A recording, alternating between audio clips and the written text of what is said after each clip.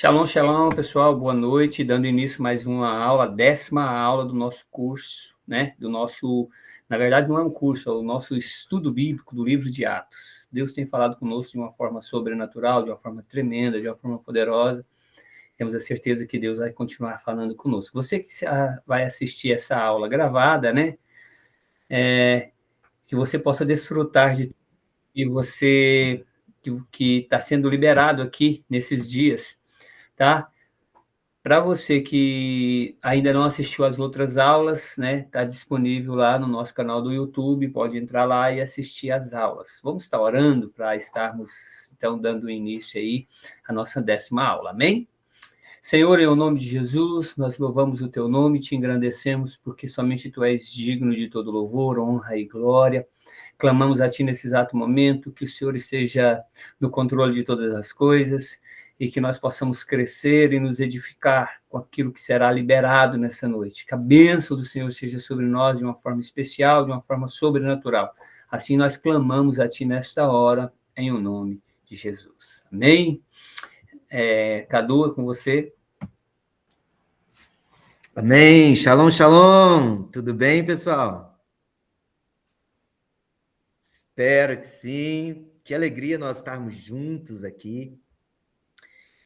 Feliz por essa oportunidade.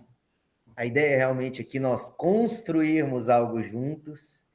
E fico muito feliz da oportunidade de ouvir também e construir. Às vezes a gente ministra bastante, eu costumo comentar, é prazeroso sentar para ouvir, sentar para aprender, e tem sido um tempo de aprendizado aqui para mim também. E hoje, estamos juntos aqui, né? Eu quero te dar a liberdade de me interromper a qualquer momento. Aí pode abrir teu áudio, falar. Se eu trouxer qualquer coisa aqui que a gente tenha que aprofundar um pouco mais, estaremos juntos nisso. Eu vou, em algum momento, compartilhar a tela com vocês, porque eu acho que tem algumas coisas aqui que são visuais nesse dia de hoje. Então, a gente, enxergando, a gente vai absorver melhor. E sei que você leu Atos 17, 18 aí, até chegar aqui, e você percebeu uma coisa, né? Eu falei, a gente tem que começar aí carimbando o passaporte, apertando os cintos e nos preparando para decolar em Atos 17, 18, que nós vamos viajar muito com Paulo. Atos 17, 18, ele está relatando alguns detalhes que foram fundamentais da segunda viagem, que você vai ouvir muito falar da segunda viagem missionária de Paulo. Paulo ele faz 3 grandes viagens, que é justamente para pregar essa expansão do reino, esse evangelho de expansão do reino que ele estava trazendo. E ele assume isso como missão. A gente lá em Atos 13 viu que esse projeto começa com Deus enviando, é um movimento que está de intercessão acontecendo e Deus envia Paulo, e ele ganha expertise, essa expertise de viajar, de chegar nos locais, de conquistar territórios. Ele ganha essa possibilidade, essa expertise assim, de avanço. E ele vai justamente, 17 e 18 aqui de Atos. Gente, a gente tem que ficar atento que, de repente, você está lendo um texto e está numa cidade diferente do que foi relatado. Né? Mas o texto vai trazer para nós, é importante a gente olhar aqui, e a proposta é a Bíblia pela própria Bíblia, a gente mergulhar nas ideias realmente que o texto traz para nós, né, daquilo que está acontecendo, e na viagem, na história, é muito bom a gente ter, porque, não sei, acredito que você, porque é comum de nós, como uma boa história nos prende, né?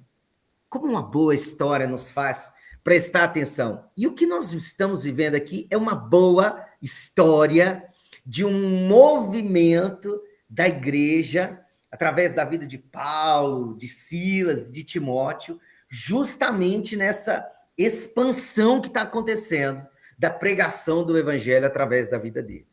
E a gente vai ver. A gente vai pegar, por exemplo, Atos, capítulo 17, e ele vai passar por 3 cidades. Ele vai ter ali 3 eventos extraordinários que chamam a atenção aqui, na cidade de Tessalônica, na cidade de Bereia e na cidade de Atenas. Aí o capítulo 18, ele faz uma viagem muito maior. E eu quero discorrer alguns versículos, e a gente ir comentando os versículos com muita liberdade, sobre aquilo que ele foi vivendo em cada um desses pontos, e aprender com a postura desses apóstolos que estão viajando aqui, e que estão conquistando, entendendo, discernindo, vendo, conhecendo, reconhecendo aquilo que eles estão movimentando. Espero que a gente fique juntos nesses próximos minutos aí, vivendo. Eu falo Atos 17, 18 é uma aventura de viagem, né? Tem alguém aqui que gosta de viajar ou não, hein? Eu amo viajar, gente.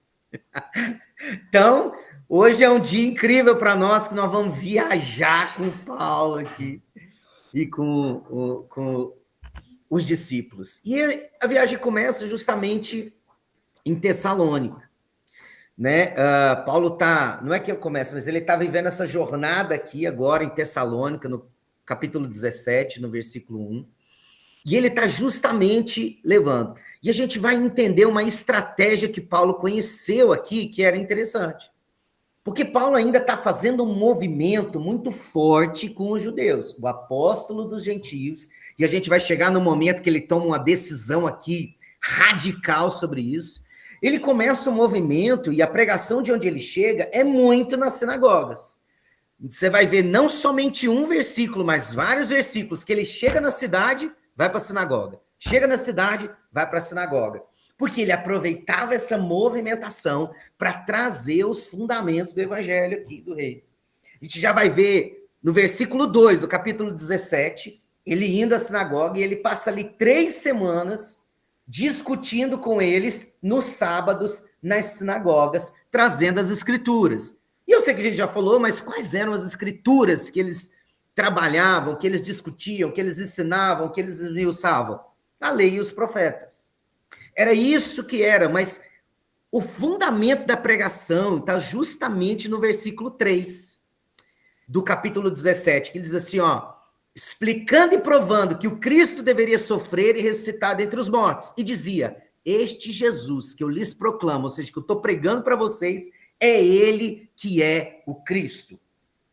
É ele quem é o Cristo. Ele vai trazer justamente esse fundamento para a vida dos judeus. Entenda que se ele está na sinagoga, ele está concentrando a pregação aqui nos judeus. Ele está concentrando a pregação para justamente esse movimento de conversão. E ele vê um movimento de conversão acontecer no meio deles. Versículo 4 vai ser, olha, não só judeus, mas também gregos, e não poucas mulheres de alta posição se converteram ou foram persuadidos, como diz algumas versões.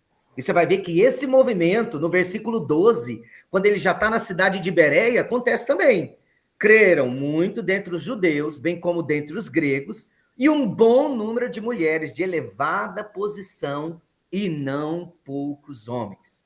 É interessante a gente ver como aqui o evangelho, e Paulo ele vai utilizar de uma estratégia para tocar diferentes celas da sociedade.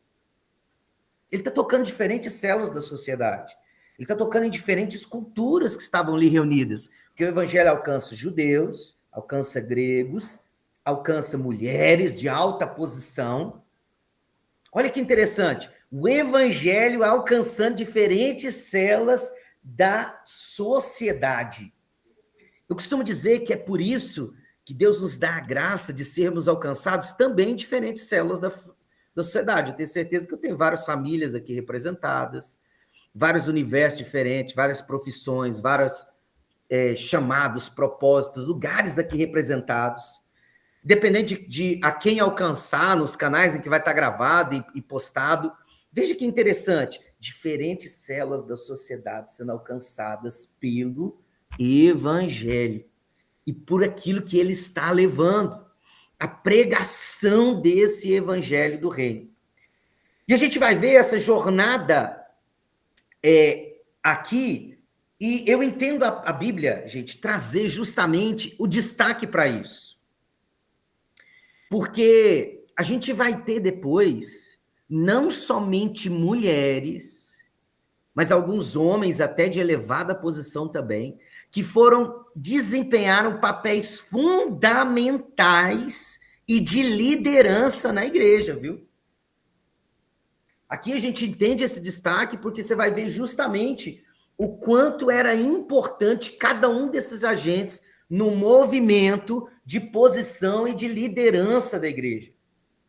E justamente o que eu acho interessante é este lugar que traz, não somente, eu não vou falar de igualdade, mas essa conexão poderosa aqui. No versículo 6, gente, a gente vai ver que os judeus já estavam cientes, porque nem é a primeira viagem que está acontecendo, e nem é o único movimento que está acontecendo aqui de pregação. A gente tem movimentos acontecendo. E aí acontece aqui que Jason, ou Jason, de repente, eu confesso para vocês que cada um pronuncia de uma forma aí, eu não encontrei uma pronúncia oficial, mas encontraram uma resistência que havia por esta pregação. Essa resistência acontece, e aí eles vão com todo alvoroço, você vai ver um movimento dos judeus, e que Paulo havia até participado de forma muito forte, justamente para fazer uma movimentação contra aquilo que Paulo está fazendo. Paulo agora vai, a partir disso, gente, é tão forte o alvoroço que eles causam, que Paulo e Silas, eles vão à noite, ou seja, no movimento de fuga mesmo, para a cidade de Bereia. Ali em Bereia, eles foram muito mais bem recebidos. Muito mais bem recebidos. Ali, a Bíblia até destaca que os bereanos eram mais nobres, ou seja, aquela resistência que havia em Tessalônica não foi tão presente em Bereia. E os bereanos, eles tinham um movimento que era bem interessante. Muito interessante. Os bereanos tinham um movimento que eu costumo dizer que era autônomo, né? E permita destacar o que a diferença aqui entre autonomia e independência. Porque independência, ela é estrutura de rebeldia, onde eu não dependo de ninguém, daqui a pouco nem do próprio Deus. Mas autonomia é quando eu tenho a capacidade de tomada de decisões, mesmo dentro da minha dependência com Deus. E sabe o que era um movimento muito autônomo, muito interessante dos bereanos, e que talvez nós tenhamos que adotar, e esse é um movimento disso, é que os bereanos, olha que interessante, eles faziam o seguinte, eles ouviam a mensagem, muito interessados, só que eles examinavam as escrituras para confirmar se o que Paulo estava pregando, se o que Paulo e Silas estavam ministrando era realmente coerente com o ensino das Escrituras. Olha que movimento interessante, gente. Um movimento onde a gente traz justamente o entendimento segundo aquilo que as Escrituras dizem. Você sabia que tem muitos movimentos da igreja hoje, eventos que vão se passando, situações que vão se movimentando, porque muitos não têm o movimento dos bereanos, de checar se aquilo está realmente conectado com o que as escrituras dizem. Isso realmente é fundamento das escrituras? Porque, às vezes, uma palavra bendita ou um engano, e sabe como que eu descrevo engano? Um pouquinho de verdade com um pouquinho de mentira.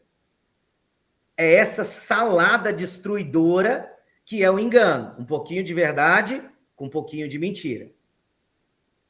Essa salada destruidora aí é que traz o engano. E o engano é por causa do fundamento das escrituras. Eu estou pastoreando uma comunidade, vou fazer 5 anos agora, vivendo um tempo de aprendizagem, de erros e acertos, e cheio e vazio, estratégias corretas e erradas. E sabe umas coisas que eu percebi e que virou assim uma missão de vida? É ensinar o relacionamento com as escrituras. Gente, eu louvo a Deus por um grupo como vocês aqui. Como nós, né? Que eu estou dentro do grupo também. Louva a Deus por um grupo como nós, que para estudar fundamentos da Escritura para nosso entendimento, relacionamento com as Escrituras.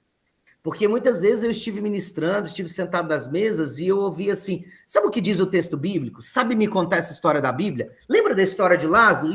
Quantas vezes eu ouvi? Não. Falei, então tem alguém pregando sobre algo que você tem acesso e muitas vezes nós estamos, como igreja, nos alimentando de qualquer coisa. Queridos. Os bereanos têm um detalhe interessante. Ele fala, não, Paulo, pregou isso? Beleza, deixa eu conferir. Realmente tem coerência o que você está pregando.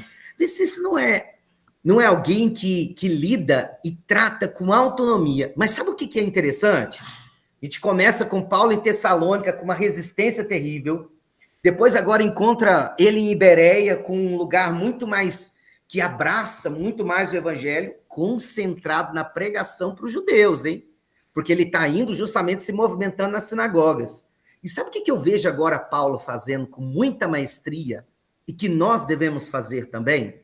Olha o que a Bíblia destaca aqui, a partir do versículo 10 nessa fuga noturna. Porque entenda, Tessalônica foi ruim ou bom, gente? Ele teve que sair fugido de lá. O que vocês acham? Foi péssimo, né? E se a gente olhar. E quantas vezes algumas situações, e o movimento é de pregação do evangelho do reino, Paulo não está sendo destrutivo, Paulo está justamente trazendo a ideia do evangelho, está dizendo para eles, gente, a promessa se cumpriu, Cristo se manifestou, Cristo veio, e agora ele tem uma resistência e tem que sair dali. A gente começa a entender o que é um posicionamento e o que é uma causa. Deixa eu falar uma coisa para nós precisamos ter uma causa, gente. Muitas pessoas, e nós precisamos viver uma causa para que a nossa pregação de vida pregue mais do que as nossas palavras. Sabe, as pessoas vão ouvir o que nós fazemos, muito mais do que o que nós falamos. Por isso que nós temos que ter uma causa. Sabe, a nossa família tem que ser uma causa, o ministério tem que ser uma causa, as comunidades que a gente está congregando tem que ser uma causa. A nossa carreira tem que ser uma causa. A pregação do evangelho do reino tem que ser uma causa nossa.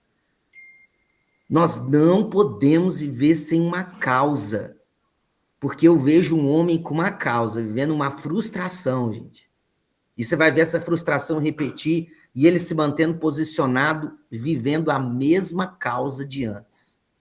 Quer ver? Eu entendo o que está escrito, queridos, em Filipenses, capítulo 3, verso 13 e 14. Deixa eu até declarar para vocês. Irmãos, não penso que eu mesmo já o tenha alcançado, mas uma coisa faço, esquecendo-me das coisas que ficaram para trás e avançando para as que estão adiante, prossigo para o alvo, a fim de ganhar o prêmio do chamado celestial de Deus em Cristo Jesus.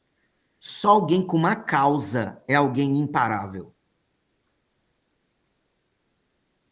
A gente desiste daquilo que não virou uma causa no nosso coração ainda. Você quer priorizar alguma coisa na sua vida? Torne isso uma causa. E sabe o que é interessante? Como é bom ver alguém que vive o que prega, né? É aquilo que eu estou falando. As pessoas vão ouvir muito mais o que nós fazemos do que o que nós falamos. Paulo ensinou, prossiga para o alvo. Mantenha-se focado na sua causa, não desista, permaneça firme, adote uma causa, continue se movendo na causa. E aí a gente vê agora tudo dando errado em Tessalônica, ele vai para Bereia. Não satisfeito, sabe o que o pessoal que fez o alvoroço em Tessalônica faz? Vai para Bereia para zoar o plantão de Paulo. Vai para Bereia justamente para atrapalhar essa movimentação. E agora está de novo Paulo. A partir do versículo 14, saindo novamente, e agora ele chega no litoral até a cidade de Atenas. Agora, em Atenas, eu quero destacar 2 textos aqui muito interessantes. Muito interessantes. Se você puder até lê comigo. Olha que interessante. Versículo 16. Começa aqui um discernimento da luta real que Paulo está enfrentando. Ele começa agora um discernimento sobre o que é que ele estava fazendo e estratégia para vencer com o discernimento correto. Versículo 16, parte B do versículo. Quando ele está em Atenas, Paulo ficou profundamente indignado ao ver que a cidade estava cheia de ídolos. Sabe o que ele começa a discernir agora? Como essa cidade se comportava. Ele começa a discernir qual era o ambiente dessa cidade. E qual era a real luta dele. E nós vamos ver isso quando nós nos depararmos com a pregação dele. Porque a Bíblia vai dizer mais detalhes sobre esse enfrentamento. Versículo 18. Alguns filósofos epicureus e estoicos começaram a discutir com ele. Eles até falam, o que está tentando dizer esse tagarela? Porque uma coisa que acontecia em Atenas era muito dessa coisa. Está surgindo ali os conceitos de oratória, de pregação, e não do evangelho, entenda? Nós estamos falando de gregos, né? Esse movimento está muito forte, todo mundo encantado com isso. Então era um lugar de muitas discussões e tudo. Mas vamos discernir qual era a real luta? E eu quero compartilhar a minha tela com vocês e me digam, por favor, quando isso der certo. Me digam, por favor, quando a tela for compartilhada, que eu acho que aqui, se a gente for visual, vai ser melhor para a gente aqui.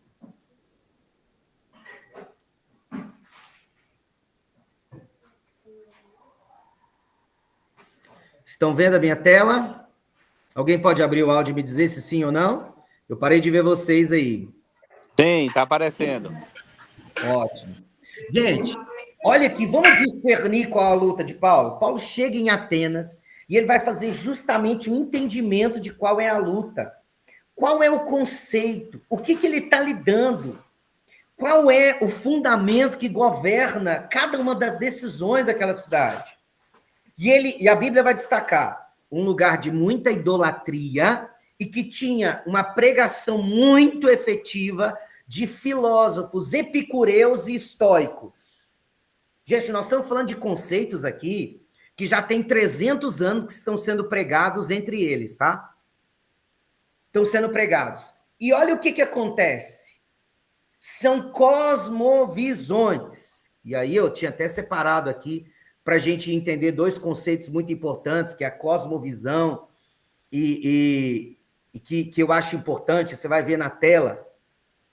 Aqui, ó, cosmovisão.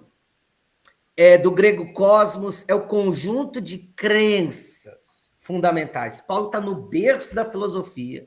E agora, quais são as crenças que governam? Isso é muito importante até para aquilo que nós vamos lidar.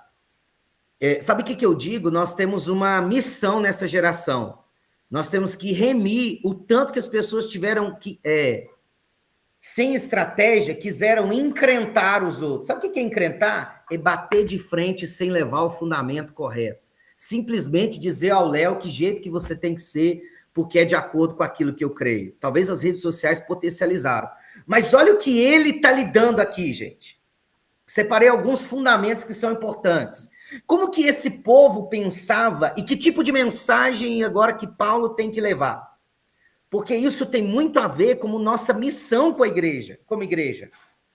Qual a nossa missão neste tempo? O que está sendo pregado? O que nós temos que discernir em relação àquilo que nós temos que levar? Paulo se deparou com uma visão sobre o universo, ou seja, sobre a criação do universo, porque segundo o que você acredita sobre a criação, vai governar tudo quanto é coisa que você vai pensar.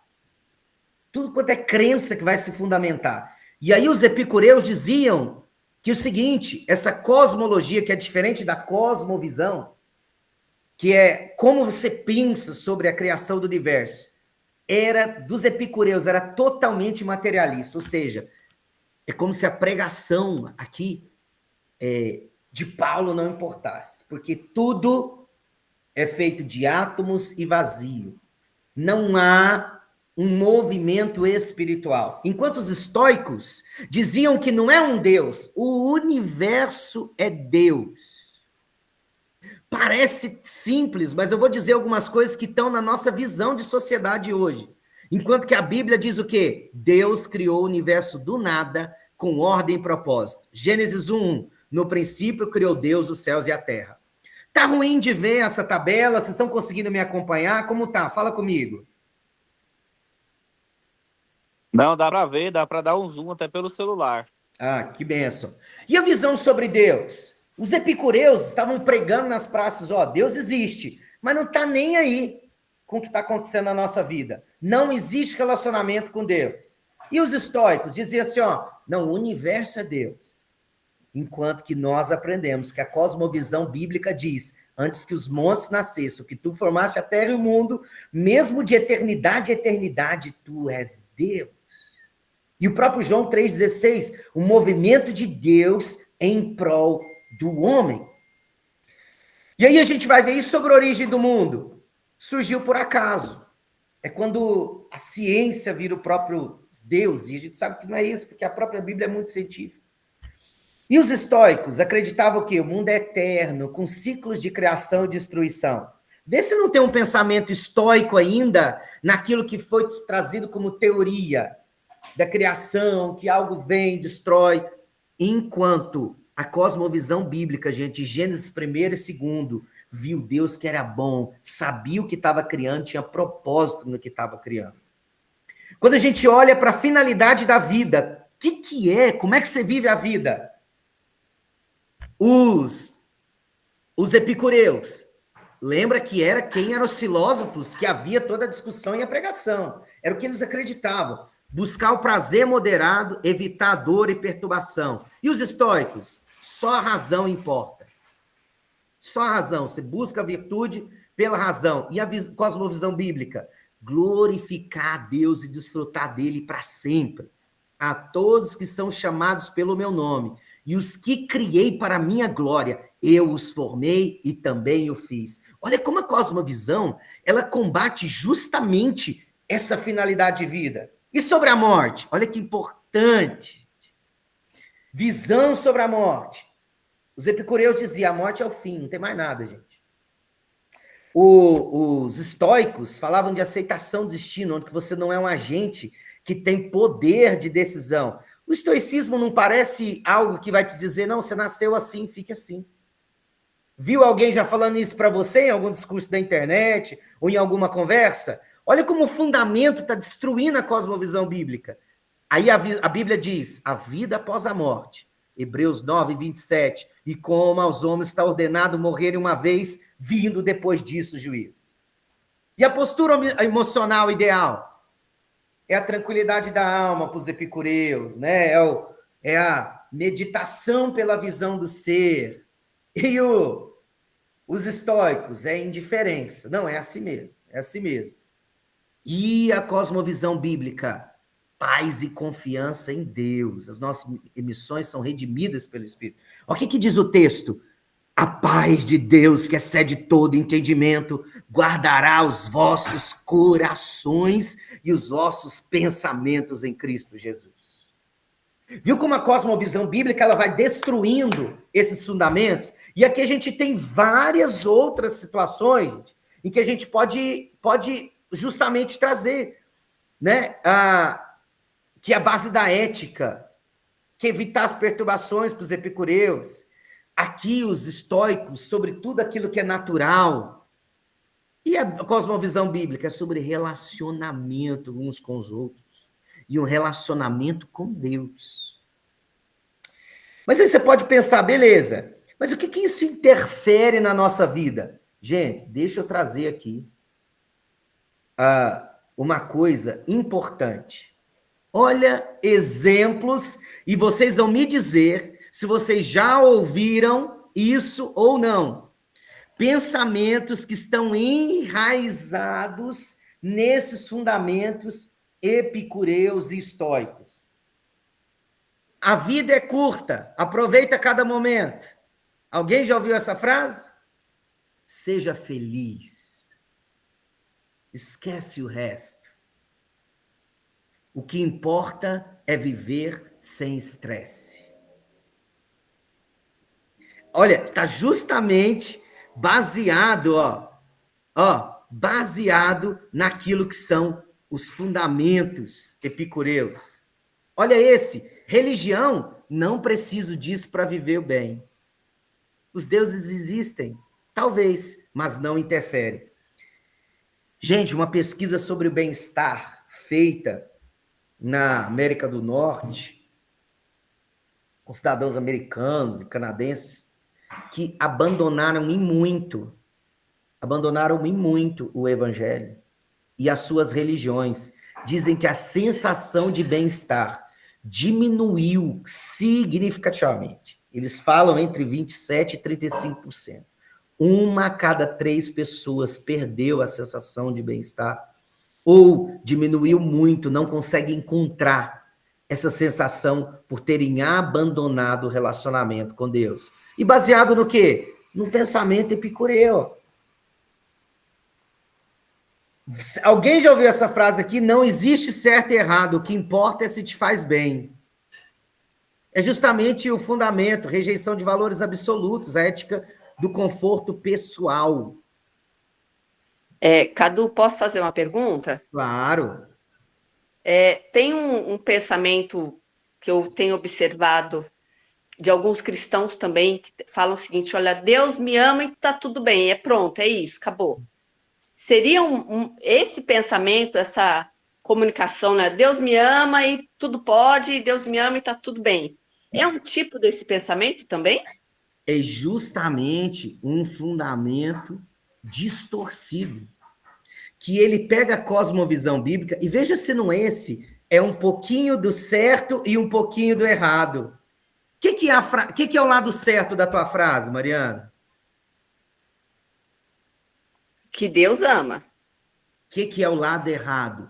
Eu não me relaciono com esse Deus no nível de obediência. Ele existe, ele me ama, mas ele não exige que eu faça nenhuma movimentação. Para que obediência?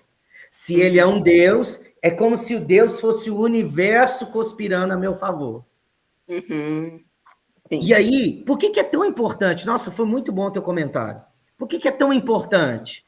Sabe o que denuncia para nós? Qual é a pregação para restaurar os fundamentos corretos nesse tempo? Então, se tem alguém relativizando a obediência, relativizando o relacionamento com Deus, relativizando essa movimentação, a pregação deste tempo, então, é justamente de trazer a cosmovisão bíblica e trazer de novo a pregação dos fundamentos do relacionamento com Deus.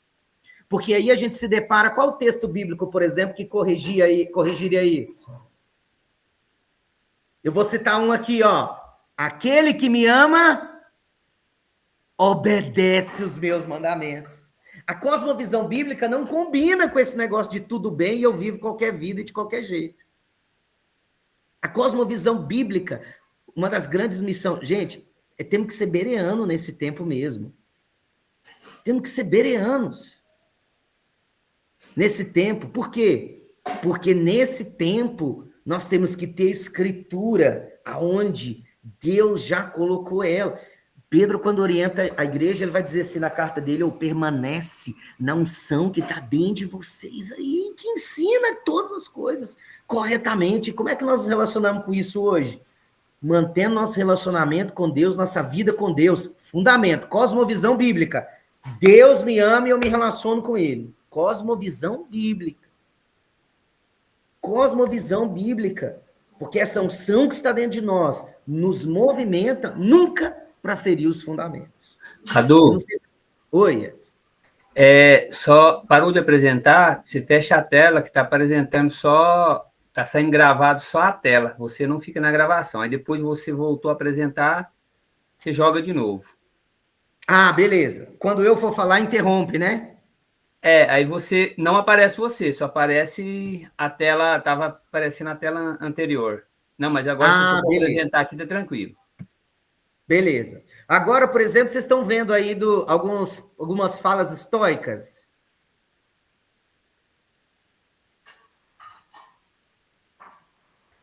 Olha que frases interessantes. Não se emocione, mantenha o controle. Aceite o que você não pode mudar. Gente, essa frase, aceite. Não, você é assim. Olha como está totalmente fora da cosmovisão bíblica. Totalmente fora. E como é que a gente vai ver agora? A correção disso através da pregação de Paulo. É interessante ouvir qual que era a pregação que acontece. Olha aqui, o universo conspira a seu favor. Tudo acontece por uma razão. O universo sabe o que faz, é o panteísmo disfarçado. Não é Deus, é o universo. Olha esse hedonismo. Eu sou suficiente, eu tenho tudo dentro de mim. Eu não preciso de Deus. Consequentemente, eu não preciso do próximo. E, consequentemente, eu destruo a cosmovisão bíblica. Aí, João 15:5, a cosmovisão. Sem mim, nada podeis fazer. Agora, eu vou interromper e a gente vem agora para o texto, e eu quero que você venha para o texto comigo. Paulo se depara com isso. Olha o que ele prega, gente. Eu vou ler o texto junto com você. Veja como Deus nos chamou, e antes de ler, para ser estratégicos no nosso agir. Discirna o ambiente, entenda a luta real. Qual é a luta real que nós estamos vivendo em cada um dos ambientes? Eu sei que Deus te colocou em lugares estratégicos. Deus te colocou em lugares corretos para que você flua, transborde vida de Deus através da sua vida e através da pregação mesmo, que sai através daquilo que você vive e daquilo que você fala. Porque você está restaurando fundamentos nas conexões que você tem. Mas para ser estratégico, e muitas vezes nós batemos de frente com o inimigo errado nas nossas lutas. Para ser estratégico, nós temos que discernir qual a real luta. Aonde é a nossa atuação? Um bom planejamento daquilo que a gente vai fazer na nossa vida cotidiana vai remir muito do tempo que nós vamos gastar para realizar. Mas olha que interessante. Olha a pregação, vai escutando aqui essa pregação. Então Paulo levantou-se na reunião do Areópago, e aí eu vou te trazer aqui, já que é uma viagem, vamos visitar um ponto turístico, gente? Deixa eu compartilhar a tela aqui com você e te mostrar o Areópago. Agora você entende por que esse lugar era de discussão, de tudo. Olha o lugar aqui, a oportunidade que ele tem de estar aqui, onde aconteciam essa formação desse ambiente de oratória aí, né? Agora chegamos com ele no Areópago. E olha o que Paulo vai pregar. A gente entendeu qual era a luta, entendeu qual era a cosmovisão que existia no meio deles. Agora, vamos ouvir o que Paulo pregou.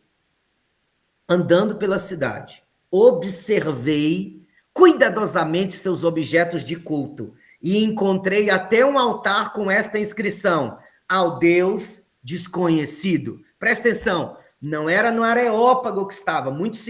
Eu já vi alguns se confundirem. O Areópago era o lugar dessa discussão com os filósofos e tudo. Paulo vai dizer, eu estava andando pela cidade e eu discerni como vocês vivem, como pensam e qual é minha luta aqui. Ele está dizendo isso para eles. Andei pela cidade, observei cuidadosamente seus objetos de culto e encontrei até um altar com essa inscrição: ao Deus desconhecido. Ora, o que vocês adoram, apesar de não conhecerem, eu lhes anuncio. Estratégico. O Deus que fez o mundo e tudo que nele há é o Senhor do céu e da terra. Epicureus, esquece essa ideia. Foi Deus quem fez os céus e a terra. E não habita em santuários feitos por mãos humanas. Ele não é servido por mãos de homens, como se necessitasse de algo, porque ele mesmo dá a todos a vida, o fôlego e as demais coisas. Estoicos, tira esse pensamento aí, esse relacionamento com Deus é real. De um só fez ele todos os povos, para que povoassem toda a terra, tendo determinados tempos anteriormente estabelecidos e os lugares exatos em que deveriam habitar. Deus fez isso para que os homens o buscassem e talvez, tateando, pudessem encontrá-lo, embora não esteja longe de cada um de nós. Epicureus, Deus não está longe, pois nele vivemos, nos movemos e existimos. Como disseram alguns dos poetas de vocês, também somos descendência dele. Assim, visto que somos descendência de Deus, não devemos pensar que a divindade é semelhante a uma escultura de ouro, prata ou pedra, feita pela arte e imaginação do homem. No passado, Deus não levou em conta essa ignorância, mas agora ordena que todos, em todo lugar, se arrependam, pois estabeleceu um dia em que há de julgar o mundo com justiça. Ei, epicureus, existe vida após a morte, por meio do homem que designou, e deu provas disso a todos, ressuscitando dentre os mortos. Quando ouviram sobre a ressurreição dos mortos, alguns deles zombaram, e outros disseram, a esse respeito, nós o ouviremos outra vez. Sabe o que é interessante ser estratégico? Vê o versículo 34 comigo.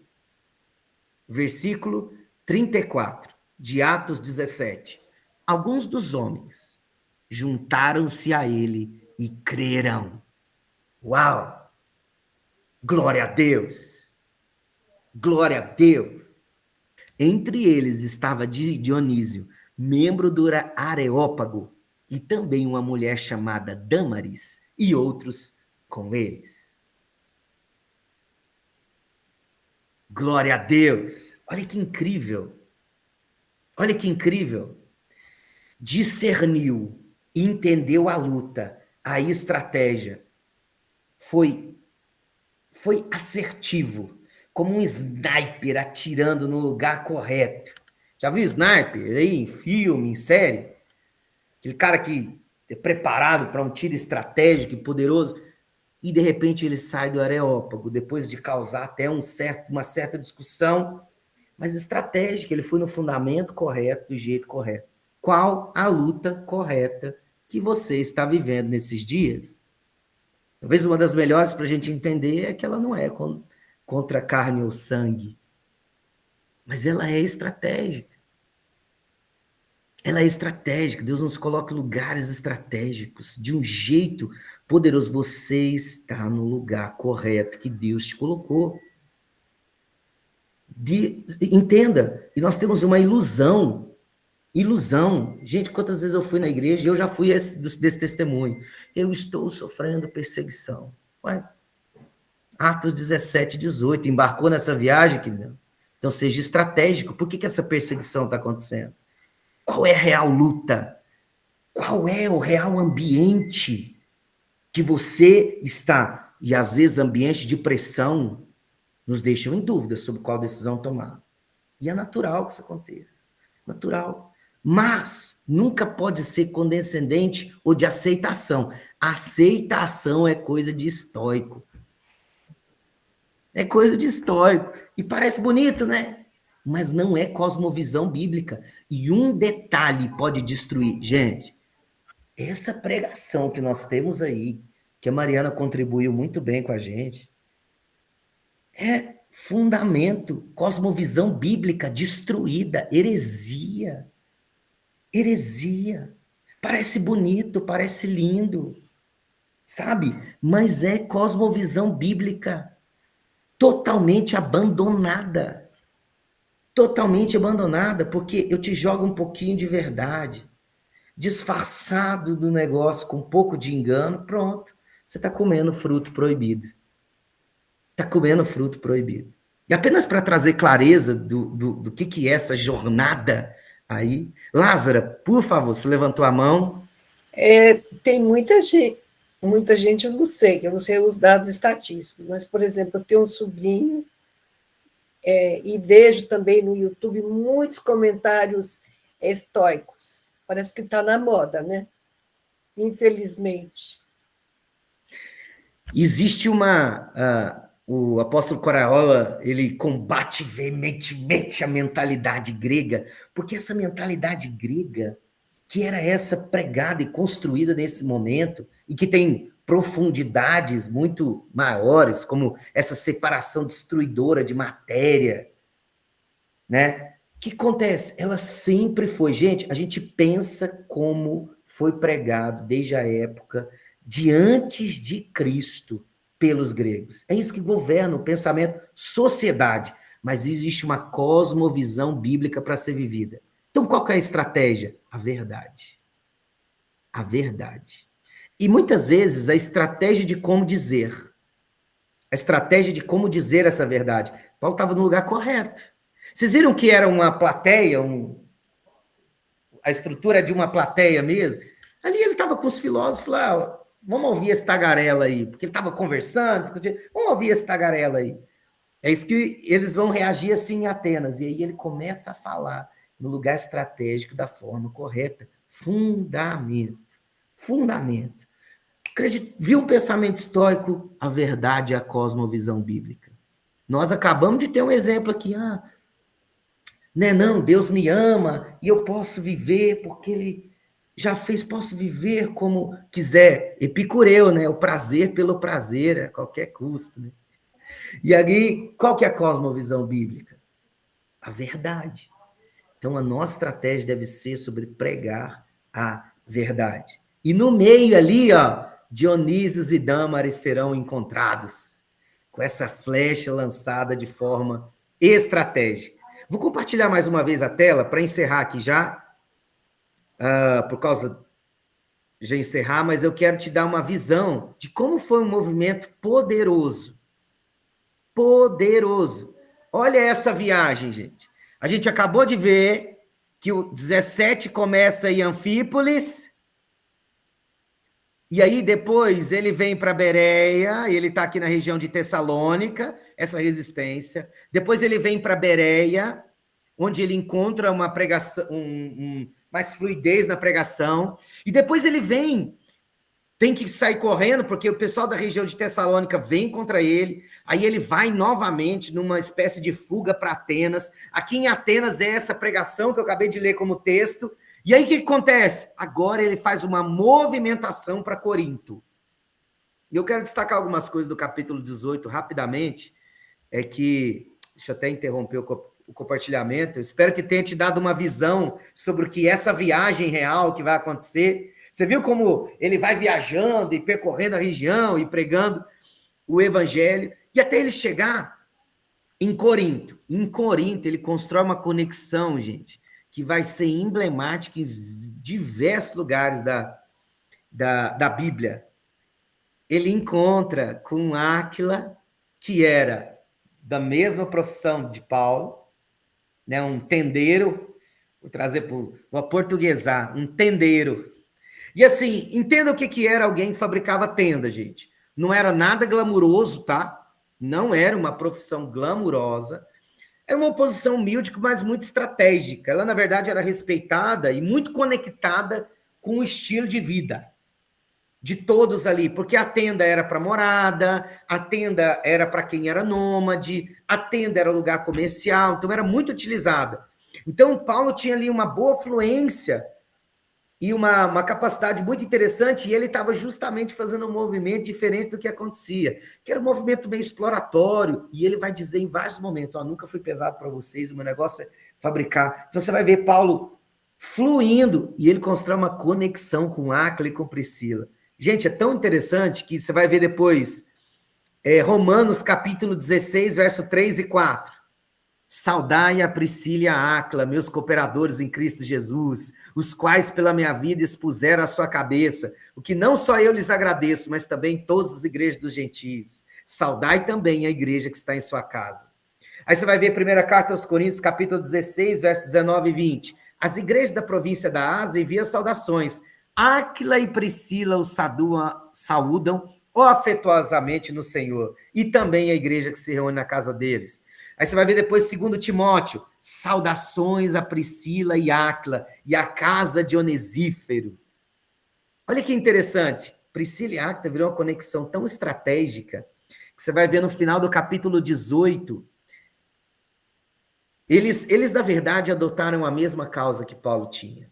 Porque quando chega Apolo, um judeu pregando, ele é recebido, ele se conecta com Áquila e Priscila, e a partir dali ele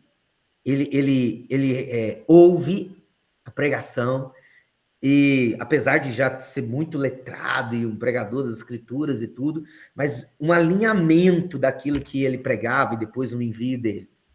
Mas uma decisão importante é tomada por Paulo. Uma decisão importante demais é tomada por Paulo no versículo 6. E eu queria compartilhar aí. Pega o versículo 6 do capítulo 18. Opondo-se eles e lançando maldições, Paulo sacudiu a roupa e lhes disse: caia sobre a cabeça de vocês o seu próprio sangue.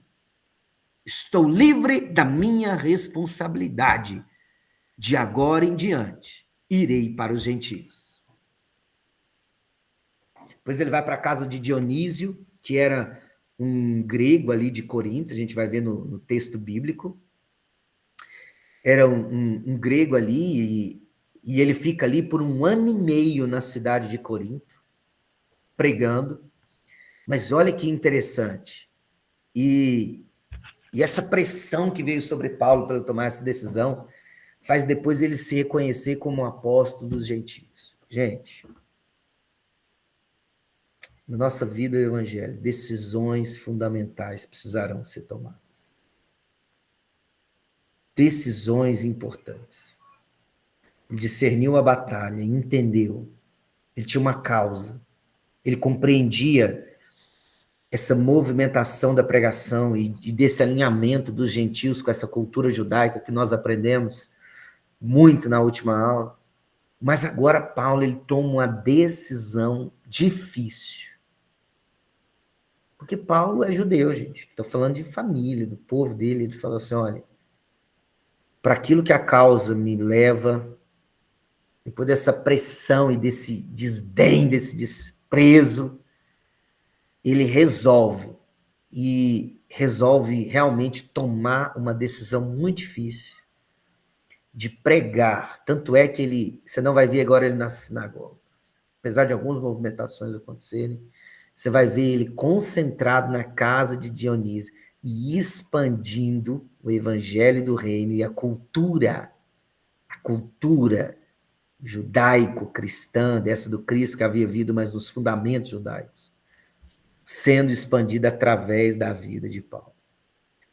Algumas discussões muito fortes vão ser geradas ainda, alguns embates ainda vão ser gerados na história, porque é uma história incrível, mas uma decisão difícil.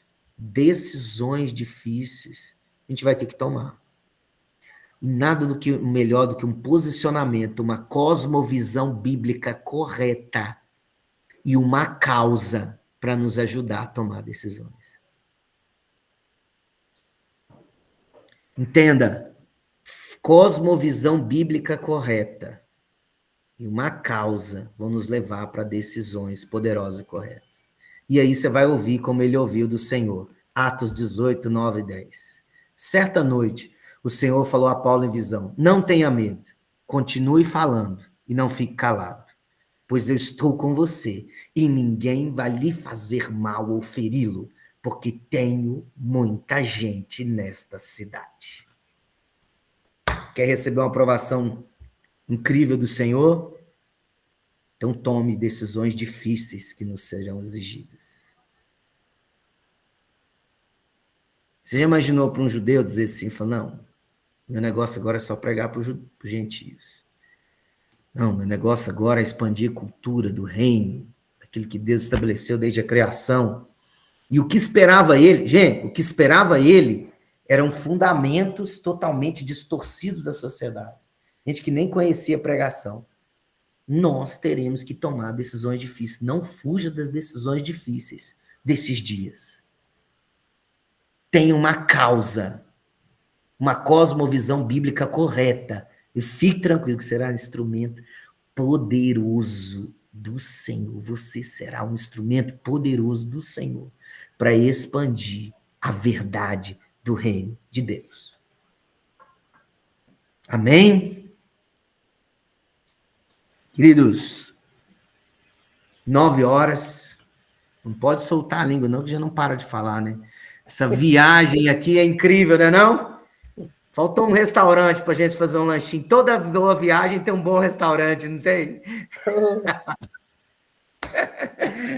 Mas aí, que bom que vocês embarcaram nessa jornada. Deus abençoe. Vamos. Quero saber se tem algum comentário, alguma dúvida, alguém quer participar com algo. O profeta Edson depois assume aí conosco. Diga, Lázaro. Vou falar rapidinho. Eu disse sobre os estoicos, mas os epicureus é o que mais tem hoje em dia, né? O povo só está vivendo o hedonismo. É o que dá prazer, pensar em Jesus, se eles estão... quer dizer, graças a Deus que muitos se convertem, né? Mas a maioria é o prazer pelo prazer, né? É o hedonismo, é o epicur... Eu não sei como é que fala, os adeptos dos... epicuristas, epicureus, sei lá. Epicureus. Epicureus. Mas nós temos o que, Lázaro? O que Deus te deu? O Espírito Santo, a palavra. A palavra. Você é o instrumento dessa geração. Discerniu a batalha? Discerniu. Você tem a cosmovisão bíblica correta e você tem agora a palavra. Deus vai te usar na estratégia correta e no lugar correto. Amém. Amém. Graças a Deus. Obrigado pela contribuição, gente, pela paciência de vocês. Vocês são incríveis.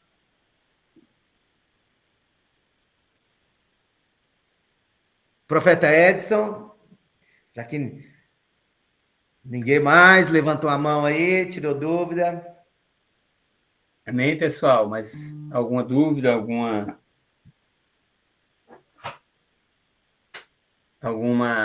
pergunta, algum comentário? Senão, nós vamos estar encerrando a aula por hoje. Não, vou pedir o Carlos para orar com a gente vai estar logo em seguida encerrando. E para quem não pôde participar, em breve estaremos disponibilizando aí no grupo a gravação.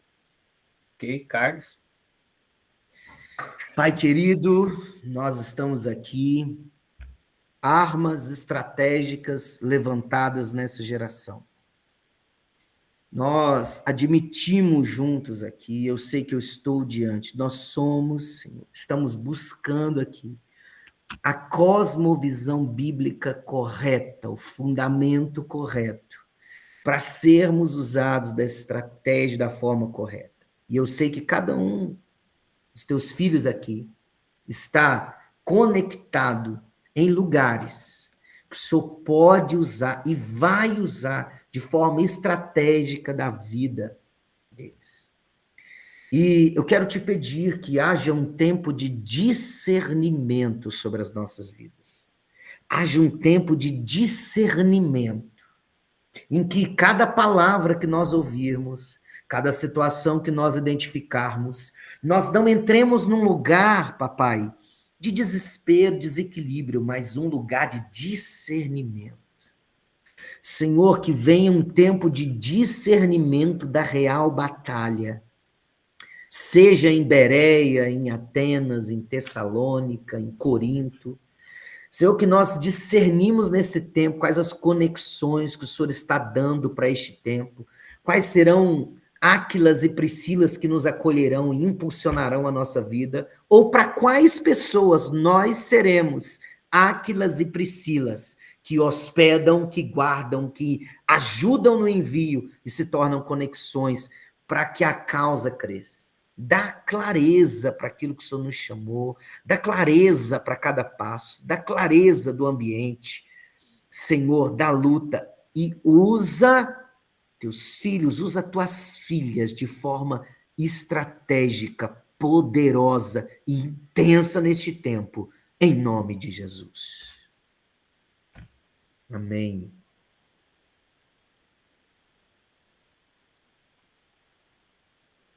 Gratidão de